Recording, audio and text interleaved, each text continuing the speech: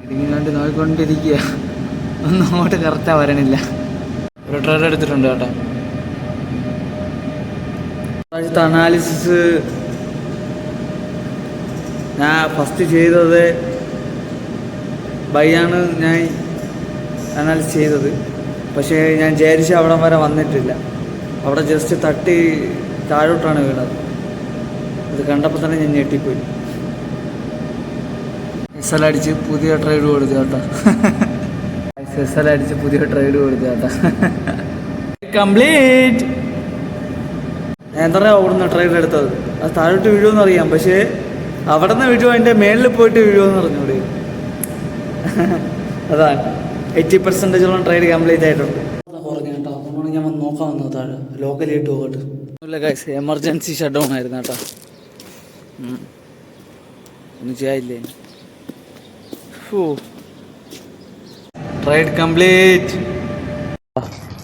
കഴിഞ്ഞ കേട്ടോ. സൂര്യ ഒളിച്ചിരുന്നേന്ന് തോന്നുന്നു.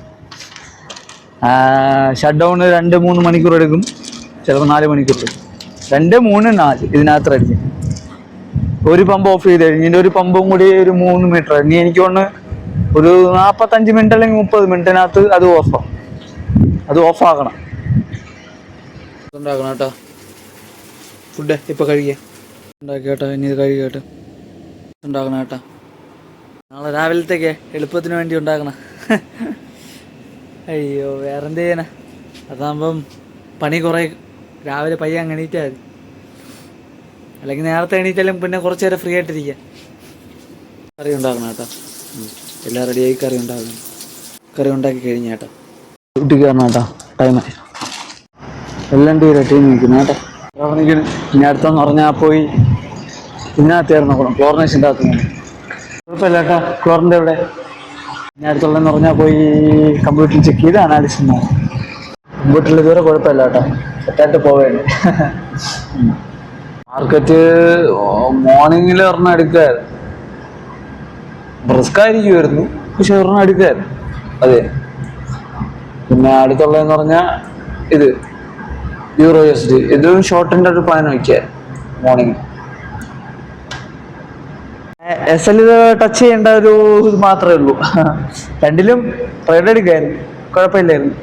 പിന്നെ പറയാൻ പറ്റില്ല. ആ സമയമാകുമ്പോൾ SL അയച്ചൊന്നും വരും, അതൊന്നും പറയാൻ പറ്റില്ല. നമ്മൾ എവിടെ വയ്ക്കും അതുപോലെ ഇരിക്കും. നിൽക്കുക കേട്ടോ. ഇവിടെ ഒന്ന് ക്ലീൻ ആക്കാൻ വിചാരിക്കും. നാളെ വെള്ളിയല്ലേ, കുഴപ്പമില്ല കേട്ടോ.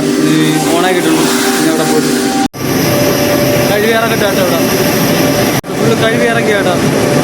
ഇപ്പോൾ ഇതൊന്ന് മടക്കി വയ്ക്കട്ടെ. ഈ ഫോട്ടോ വീഡിയോ എടുത്ത് അയച്ചു കൊടുത്താൽ മതി കേട്ടോ. വരച്ച് കേട്ടോ. താഴത്തെ വരച്ചിട്ടില്ല, പടം വരച്ച് താഴത്തെ വരച്ച് കഴിഞ്ഞാൽ നല്ല വലുതായി പോകും കേട്ടോ.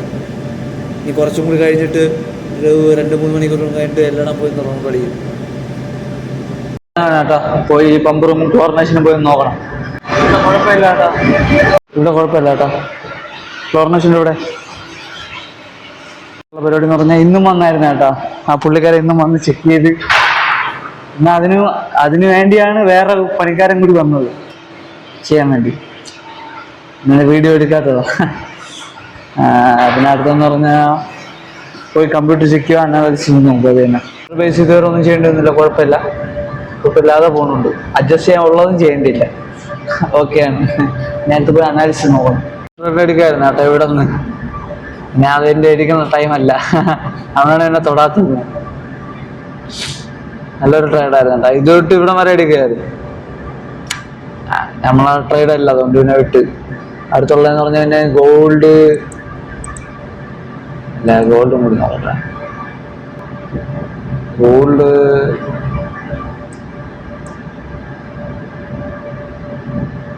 ഉള്ളൊരു 2 ഘട്ട പൊസിഷനിൽ നിൽക്കുക.